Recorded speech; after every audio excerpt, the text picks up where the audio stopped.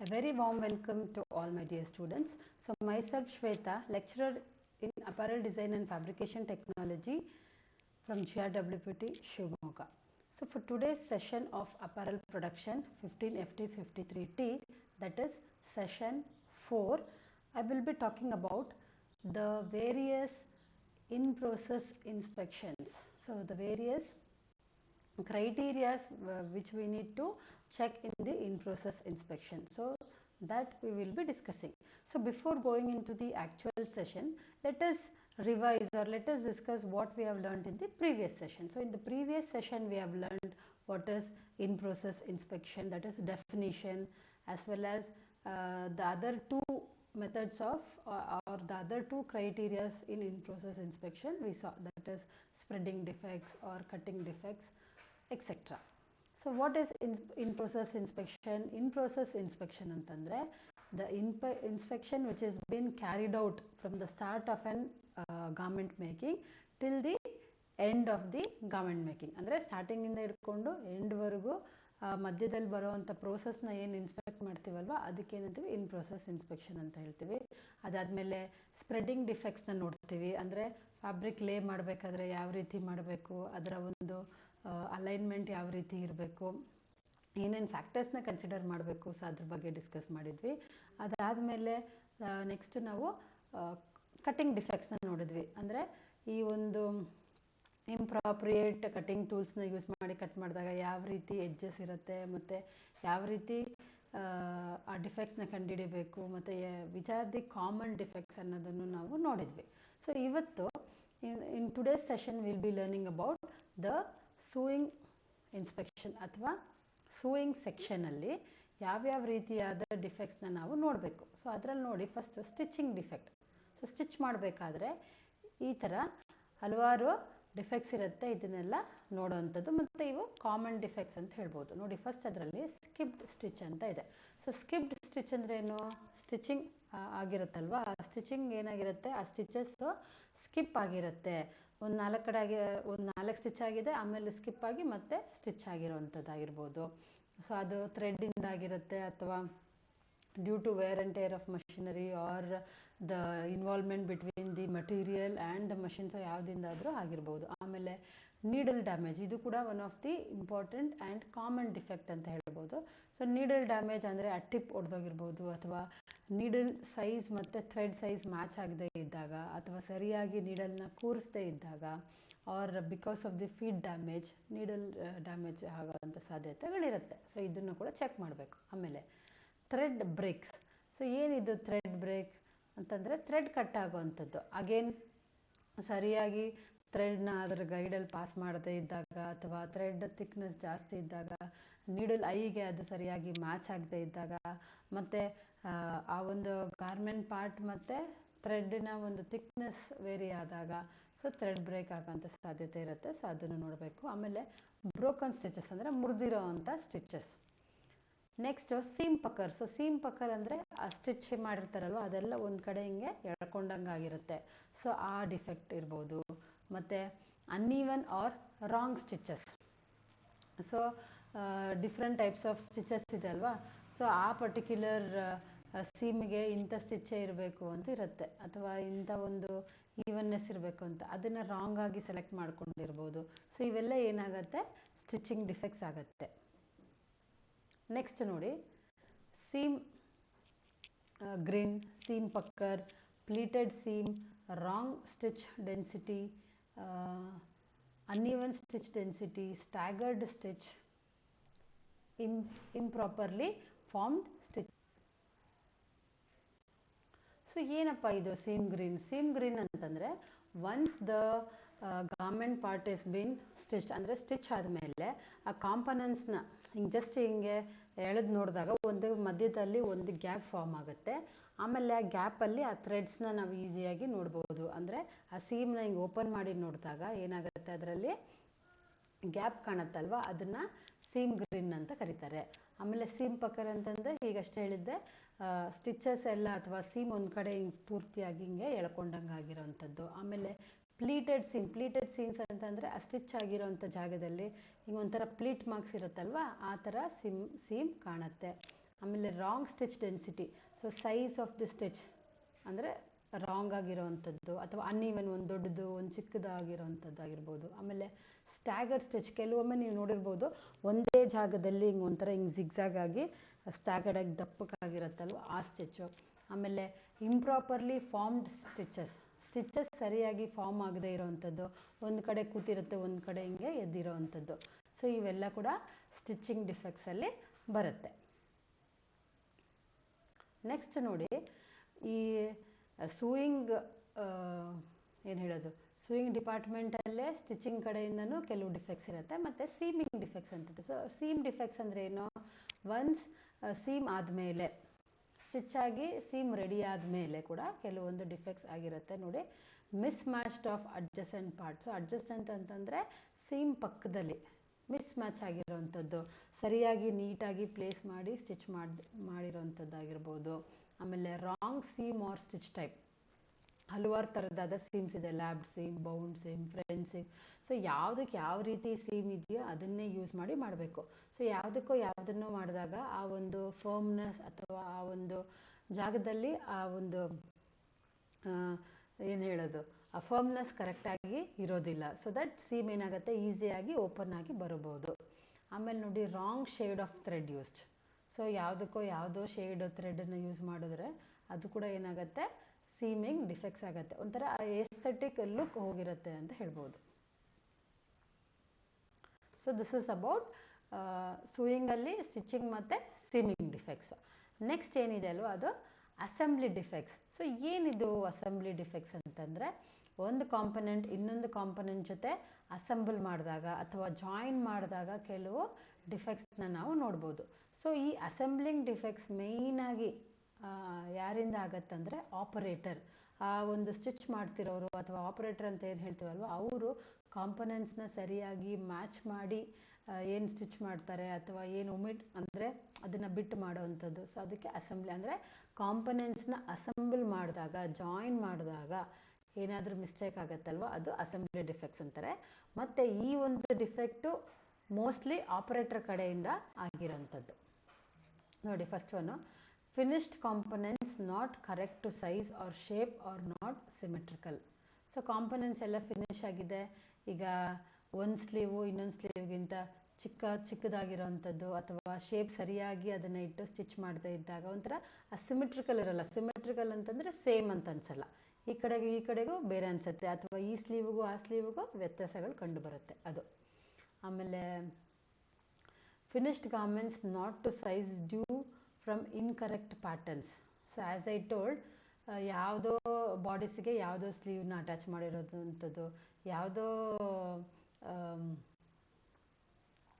ನೆಕ್ಕಿಗೆ ಯಾವುದೋ ನೆಕ್ ಅಂದರೆ ಬೇರೆ ಬೇರೆ ಸೈಜ್ಗಳನ್ನ ಮಿಸ್ಪ್ಲೇಸ್ ಮಾಡಿ ಸ್ಟಿಚ್ ಮಾಡಿರೋಂಥದ್ದಾಗಿರ್ಬೋದು. ಆಮೇಲೆ ಇನ್ಅಕ್ಯುರೇಟ್ ಮಾರ್ಕಿಂಗ್ ಆರ್ ಕಟ್ಟಿಂಗ್, ಸರಿಯಾಗಿ ಮಾರ್ಕ್ ಮಾಡಿದೆ, ಸರಿಯಾಗಿ ಕಟ್ ಮಾಡಿದೆ, ಎಕ್ಸ್ಟ್ರಾ ಅಲೋವೆನ್ಸಸ್ನ ಬಿಟ್ಟು ಕಟ್ ಮಾಡೋದು, ಅಥವಾ ಅಲೋವೆನ್ಸೇ ಇಲ್ಲದೆ ಕಟ್ ಮಾಡಿ ಸ್ಟಿಚ್ ಮಾಡಿರೋವಂಥದ್ದು. ಅವಾಗ ಏನಾಗುತ್ತೆ, ಒಂಥರ ಶ್ರಿಂಕೇಜ್ ಆಗುತ್ತೆ, ಒಂಥರ ಹಿಂಗೆ ಎಳೆದು ಸ್ಟಿಚ್ ಮಾಡಿರೋಂಗೆ ಕಾಣುತ್ತೆ. ಆಮೇಲೆ ಸ್ಟ್ರೆಚ್ ಮಾಡಿರೋವಂಥದ್ದು. ಆಮೇಲೆ incorrect seam width. So seam ಎಷ್ಟು ವಿಡ್ತ್ ಇರಬೇಕೋ ಅದು ಇರಲೇಬೇಕು. ಅದೇನಾಗುತ್ತೆ, ಈ ಥರ ಇನ್ಕರೆಕ್ಟ್ ಪ್ಯಾಟರ್ನ್ಸ್ ಅಥವಾ ಸೈಜ್ ವೇರಿಯೇಷನ್ ಇದ್ದಾಗ ಆ ಸೀಮ್ ವಿಡ್ತ್ ಕೂಡ ಅಫೆಕ್ಟ್ ಆಗುತ್ತೆ ಅಂತ ಹೇಳ್ಬೋದು. So next we have parts, components, closures or features omitted. ಕೆಲವೊಮ್ಮೆ ಏನಾಗಿರುತ್ತೆ, ಆ ಪಾರ್ಟ್ನೇ ಬಿಟ್ಟು ಸ್ಟಿಚ್ ಮಾಡಿರ್ತಾರೆ, ಆ ಕ್ಲೋಷರೇ ಬಿಟ್ಟಿರುತ್ತೆ. ಕೆಲವೊಮ್ಮೆ ಆ ನಾಚ್ ಮಾರ್ಕ್ಸ್ ಏನಿರುತ್ತಲ್ವ, ಅದು ಹಿಂಗೆ ದೊಡ್ಡದಾಗಿ ಕಟ್ ಮಾಡಿ ಅದು ಹೊರಗಡೆ ಕಾಣ್ತಾ ಇರುತ್ತೆ, ಅಥವಾ ಆ ಪಾಕೆಟ್ ಮಾರ್ಕಿಂಗ್ಸ್ ಏನಿದೆ ಅಲ್ವ, ಅಲ್ಲಿ ನೀಟಾಗಿ ಪಾಕೆಟ್ನ ಪ್ಲೇಸ್ ಮಾಡಿ ಸ್ಟಿಚ್ ಮಾಡಿರೋವಂಥದ್ದಾಗಿರ್ಬೋದು. ಸೊ ಇವೆಲ್ಲ ಏನಾಗುತ್ತೆ, ಬ್ಯಾಡ್ ವರ್ಕ್ ಫ್ಲೋ ಅಂತ ಹೇಳ್ಬೋದು, ಅಥವಾ ಒಮಿಟೆಡ್ ಅಂತಂದರೆ ಅದನ್ನು ಬಿಟ್ಟು ಅಂತ, ಸರಿಯಾಗಿ ಕಟ್ ಮಾಡಿದೆ. ಸೊ ಇವೆಲ್ಲ ಯಾರ ಕಡೆಯಿಂದ ಆಗತ್ತೆ ಅಂತಂದರೆ ಕೇರ್ಲೆಸ್ ಆಪರೇಟರ್ ಕಡೆಯಿಂದ.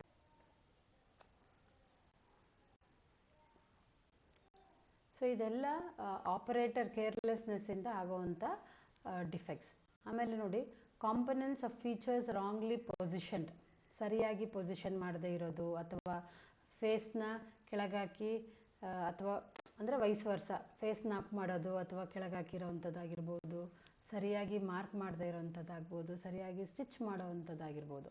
ನೆಕ್ಸ್ಟ್ ನೋಡಿ, ಇಂಟರ್ಲೈನಿಂಗ್ ಇನ್ಕರೆಕ್ಟ್ಲಿ ಪೊಸಿಷನ್, ಸರಿಯಾಗಿ ಇಂಟರ್ಲೈನಿಂಗ್ನ ಪೊಸಿಷನ್ ಮಾಡದೇ ಇರೋದು, ಟ್ವಿಸ್ಟ್ ಆಗಿರುತ್ತೆ. ಸರಿಯಾಗಿ ಪೊಸಿಷನ್ ಮಾಡ್ತಾ ಇದ್ದಾಗ ಒಂಥರ ಟ್ವಿಸ್ಟ್ ಆದಂಗೆ ಕಾಣುತ್ತೆ. ಮತ್ತು ಕಾಕ್ಲಿಂಗ್ ಅಂತಂದರೆ ಒಂದು ಇನ್ನೊಂದು ಕಾಂಪೊನೆಂಟ್ ಜೊತೆ ಅಥವಾ ಒಂದು ಪಾರ್ಟ್ ಇನ್ನೊಂದು ಪಾರ್ಟ್ ಜೊತೆ ಅಂಟ್ಕೊಂಡಿರೋವಂಥದ್ದು. ಸೊ ಅವು ಕೂಡ ಆಗೋವಂಥ ಸಾಧ್ಯತೆಗಳಿದೆ.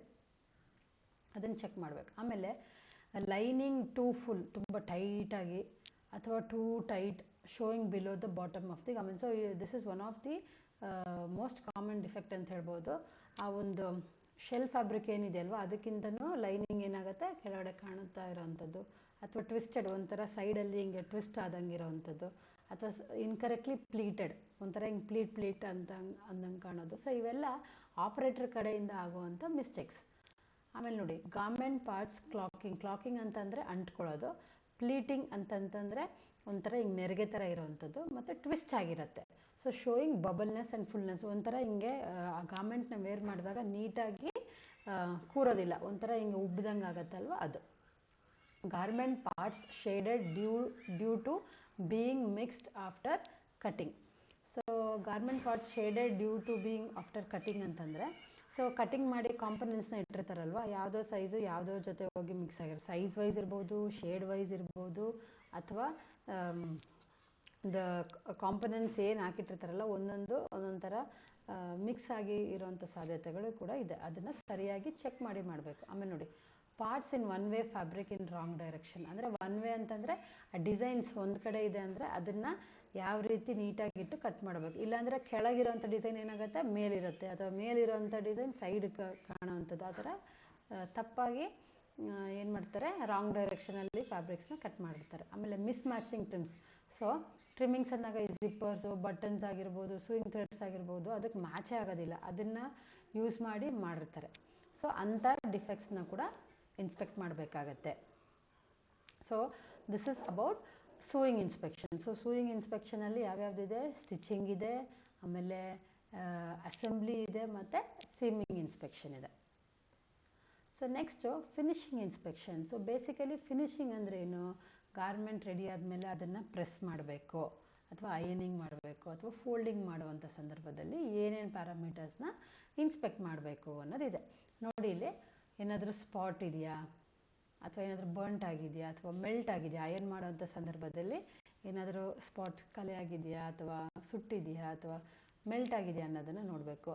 ಆಮೇಲೆ ಕೆಲವೊಮ್ಮೆ ಏನಾಗುತ್ತೆ, ಟೆಂಪ್ರೇಚರ್ ಜಾಸ್ತಿ ಇದ್ದಾಗ ಆ ಬಟೆನೇ ಒಡೆದೋಗುತ್ತೆ, ಮತ್ತು ಆ ಜಿಪ್ಪರ್ ಟೇಪ್ ಒಂಥರ ಹಿಂಗೆ ಸ್ಕಾರ್ಚ್ ಆದಂಗೆ, ಅಂದರೆ ಒಂಥರ ಸುಟ್ಕೊಂಡಿದ್ದಂಗೆ ಆಗುತ್ತೆ.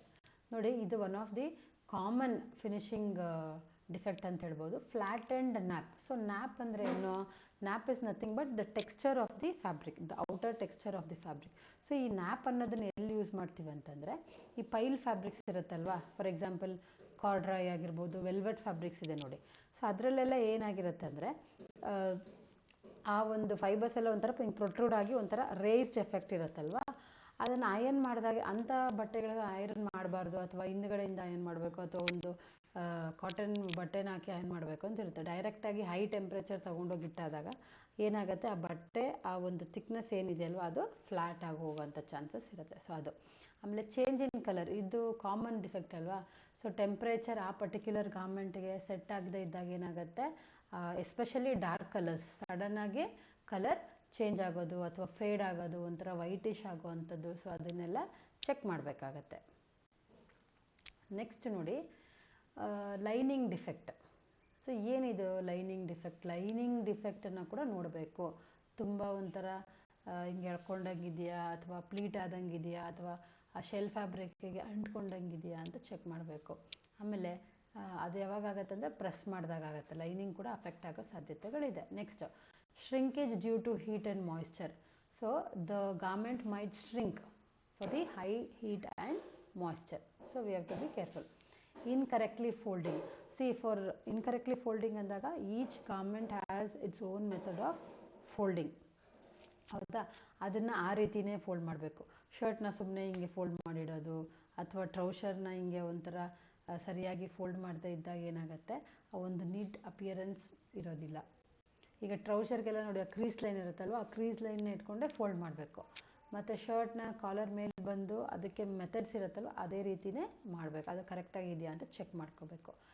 ಮತ್ತು ಮಿಸ್ ಮ್ಯಾಚ್ ಟ್ರಿಮ್ಮಿಂಗ್ಸ್, ಇದು ನೋಡಿದ್ದೀವಿ, ಮ್ಯಾಚ್ ಆಗದೆ ಇರೋವಂಥ ಟ್ರಿಮ್ಮಿಂಗ್ಸು. ಅಂದರೆ ಬಟನ್ಸು ಅಥವಾ ಹುಕ್ಸು ಅಥವಾ sewing threads etcetera. Incorrectly packing.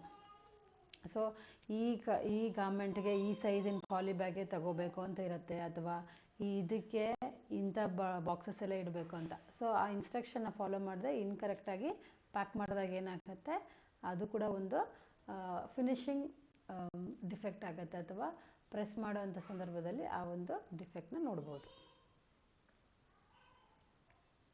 So next we have something called a symmetry of garment. So ಏನಪ್ಪ ಇದು ಸಿಮೆಟ್ರಿ ಆಫ್ ಗಾರ್ಮೆಂಟ್? ಇದನ್ನು ಕೂಡ ಚೆಕ್ ಮಾಡಿ ಇನ್ಸ್ಪೆಕ್ಟ್ ಮಾಡಿ ನೋಡಬೇಕಾಗತ್ತೆ. ಈ ಗಾರ್ಮೆಂಟ್ ಇಸ್ ಸಿಮೆಟ್ರಿಕ್ ಅಂತಂದರೆ ಲೆಫ್ಟ್ ಆ್ಯಂಡ್ ರೈಟ್ ಸೈಡ್ ಎರಡೂ ಕಡೆ ಏನಾಗಿರಬೇಕು, ಸೇಮ್ ಇರಬೇಕು ಅಥವಾ ಐಡೆಂಟಿಕಲ್ ಆಗಿರಬೇಕು. ಅದನ್ನು ಸಿಮೆಟ್ರಿ ಅಂತ ಕರೀತಾರೆ. ಅಸಿಮೆಟ್ರಿ ಅಂತಂದರೆ ಒಂದು ಕಡೆ ಒಂಥರ ಇನ್ನೊಂದು ಕಡೆ ಒಂಥರ ಇರ್ತದೆ. ಅಂದರೆ ಒಂದು ಇಮ್ಯಾಜಿನರಿ ಲೈನ್ ಡ್ರಾ ಮಾಡಿದಾಗ ಇಲ್ಲಿ ನೋಡಿ, A garment is symmetric when all left and right parts of the garment is identical. So ಈ ಒಂದು ಗಾರ್ಮೆಂಟ್ನ ನಾನು ಹಿಂಗೆ ಡಿವೈಡ್ ಮಾಡಿದಾಗ ಈ ಲೆಫ್ಟ್ ಸೈಡು ಮತ್ತು ರೈಟ್ ಸೈಡ್ ಏನಾಗಿರಬೇಕು, ಸಿಮೆಟ್ರಿಕಲ್ ಅಂದರೆ ಸೇಮ್ ಆಗಿರಬೇಕು. But mirror image of each other, ಅಂದರೆ ಒಂದು ಮಿರರಿಂದ ನೋಡಿದಾಗ ಈ ಕಡೆ ಏನು ಸೇಮ್ ಇರುತ್ತಲ್ವ ಅದೇ ಥರ ಕಾಣಬೇಕು ಅಂತಾರೆ. ಸೊ ಅದನ್ನು ಸಿಮೆಟ್ರಿ ಆಫ್ ಗಾರ್ಮೆಂಟ್ ಅಂತಾರೆ. ಸೊ ಈ ಸಿಮೆಟ್ರಿ ಇದೆಯಾ ಅನ್ನೋದನ್ನು ಕೂಡ ನಾವು ಚೆಕ್ ಮಾಡಿ ನೋಡ್ಕೋಬೇಕು. ಇಲ್ಲಾಂದರೆ ಏನಾಗುತ್ತೆ, ಸೊ ಫಾರ್ ಎಕ್ಸಾಂಪಲ್ ಈ ಥರ ಒಂದು ಗಾರ್ಮೆಂಟ್ ಇದೆ ಅಂತ ಅಂದ್ಕೊಳ್ಳಿ. ಸೊ ಇಲ್ಲಿ ಸಿಮೆಟ್ರಿನ ಚೆಕ್ ಮಾಡಿದಾಗ ಕೆಲವೊಮ್ಮೆ ಈ ಸ್ವಲ್ಪ ಹಿಂಗೆ ಎಕ್ಸ್ಟ್ರಾ ಇರುತ್ತೆ. ಸೊ ಅದು ಯಾವಾಗಾಗಿರುತ್ತೆ ಆ ಡಿಫೆಕ್ಟ್ ಅಂತಂದರೆ, ಆ ಕಾಂಪೊನೆಂಟನ್ನ ಕಟ್ ಮಾಡಬೇಕಾದ್ರೆ ಏನೋ ಒಂದು ಕಡೆ ಅಂದರೆ ಈ ಶೇಪ್ನ ಸರಿಯಾಗಿ ತೆಗ್ದಿರಲ್ಲ. ಇಲ್ಲೇನಾಗಿರುತ್ತೆ, ಜಾಸ್ತಿ ತೊಗೊಂಡು ಹೋಗ್ತಾ ಹಿಂಗೆ ಕಡಿಮೆ ಆಗಿರೋವಂಥದ್ದು, ಅಥವಾ ನೀಟಾಗಿ ಅದನ್ನು ಫೋಲ್ಡ್ ಮಾಡಿ ಸ್ಟಿಚ್ ಮಾಡದೇ ಇದ್ದಾಗ ಈ ಪ್ರಾಬ್ಲಮ್ಸ್ ಎಲ್ಲ ಬರ್ಬೋದು. ಮತ್ತು ಆ ಒಂದು ಎಸ್ಥೆಟಿಕ್ ಅಪಿಯರೆನ್ಸ್ ಅದರಿಂದ ಹಾಳಾಗೋವಂಥ ಚಾನ್ಸಸ್ ಇರುತ್ತೆ. ಸೊ ಹಾಗಾಗಿ ಈ ಸಿಮೆಟ್ರಿ ಆಫ್ ಗಾರ್ಮೆಂಟ್ ಅಂತ ಏನು ಹೇಳ್ತೀವಲ್ವಾ, so that is also very very important and one of the most important criteria ಅಂತ ಹೇಳ್ಬೋದು. So that is for the today's session, and we have come to the assessment part. So assessment part alli from this session what we have learned is ನೋಡಿ, seem ಪಕ್ಕರ್ is dash defect. ಈ seem ಪಕ್ಕರ್ ಅನ್ನೋ defect ತುಂಬ common, ಸುಮಾರು ಕಡೆ ನೀವು ಕೇಳ್ತಾ ಬರ್ತೀರಾ. So ಅದು ಸೂಯಿಂಗಲ್ಲಿದೆಯಾ, ಫಿನಿಷಿಂಗಲ್ಲಿದೆಯಾ, ಸ್ಪ್ರೆಡ್ಡಿಂಗಲ್ಲಿದೆಯಾ, ಕಟ್ಟಿಂಗಲ್ಲಿದೆಯಾ ಅಂತ ಕೇಳಿದ್ದಾರೆ. ಸೊ ಈ ಡಿಫೆಕ್ಟ್ ಮೇಯ್ನಾಗಿ ಸೂಯಿಂಗಲ್ಲಿ ಕಾಣುವಂಥದ್ದು. ಆಮೇಲೆ this picture is of dash defect. So ಈ ಪಿಕ್ಚರು ಯಾವುದೋ, ಇಲ್ಲಿ ನೀವು ಗಮನಿಸಿದ್ರೆ ಇಲ್ಲೊಂದು ಲೂಸ್ ಹ್ಯಾಂಗಿಂಗ್ ಥ್ರೆಡ್ ಇದೆ. ಸೊ ಈ ಥ್ರೆಡ್ ಅಂತ ಬಂದಾಗ ಅದು ಫಿನಿಷಿಂಗ್ ಸ್ಟೇಜಲ್ಲಿ ಬರೋವಂಥ defect. Next, symmetry of garment is achieved when all the left and right parts of the garment are identical, when all left and right parts of the garment are unequal, when only left of the garment is same, when only right part of the garment is same ಅಂತ ಕೊಟ್ಟಿದ್ದಾರೆ. So ನಾನು ಹೇಳಿದಾಗೆ symmetry ಅಂತಂದರೆ left side ಮತ್ತು right side ಎರಡೂ ಕಡೆನೂ ಏನಾಗಿರಬೇಕು, identical ಆಗಿರಬೇಕು, ಸೇಮ್ ಆಗಿರಬೇಕು ಅಂತಂದಾಗ ಉತ್ತರ ಯಾವುದು? ಎ. ಅಂದರೆ when all left and right part of the garments are identical ಅಥವಾ ಸೇಮ್ ಅಂತ ಹೇಳ್ಬೋದು. So that's all for today's session. Thank you.